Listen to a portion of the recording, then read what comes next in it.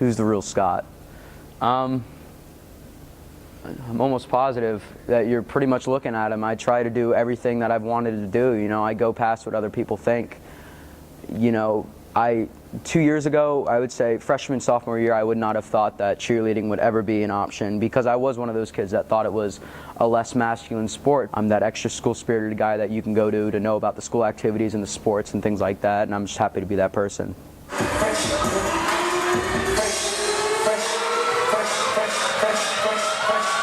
Single-handedly, the most criticism I've ever gotten after doing anything I've ever done was cheerleading and being called, you know, just names that you wouldn't even imagine from friends that I had that I thought wouldn't judge me based on it. Do I think I'm less masculine? No. Do others think I'm less masculine? Yes. Do I care? No. My brothers are a lot bigger than I am. They're a lot stronger. They both weightlift, so they have that thing going for them, and that's not something that I got into. So they're recognized for that, and I'm recognized for being the kid that'll go out and do what he wants, and the SGA type thing, and the cheerleading, and the volleyball. So I don't say I stand out over them because it's not true. You know, our friends recognize us for different things, and it's just, you know, it's just the way it works. My mom has always been there for everything I've done.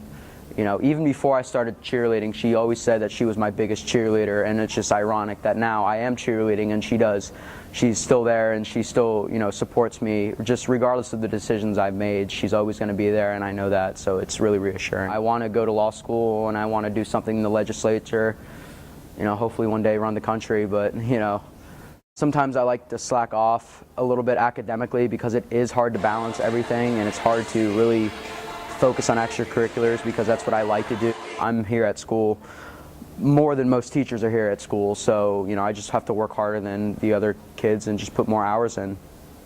How proud I am, how honored I am that they've let me, you know, lead them for the past 2 years, and how much it means to me that they all, you know, respect me as, you know, they respect my decisions, and how they felt that it was best that I, you know, that I represent them. And you know, sometimes they have doubts, and you know, I have to reassure them, but I know that, you know, I know that we've done some great things and we've had a lot of fun, and that, you know, it's been a good ride. I want our class to be the class that everyone looks up to and that everyone strives to be as good as. This class has succeeded in so many ways that last year's class couldn't have even imagined, and we've already come so far as, you know, as a unit, and I just want to see this class grow as a whole and become closer, and everyone know everyone, and there be less cliques and more relationships built from the preppy kids and the you know, and the goth kids, or just the different ends of the class meet, and we can all go out and do our senior activities together and not worry about, you know, who's cool and who's not. It's just, you know, we're all 2014, and that's all that matters.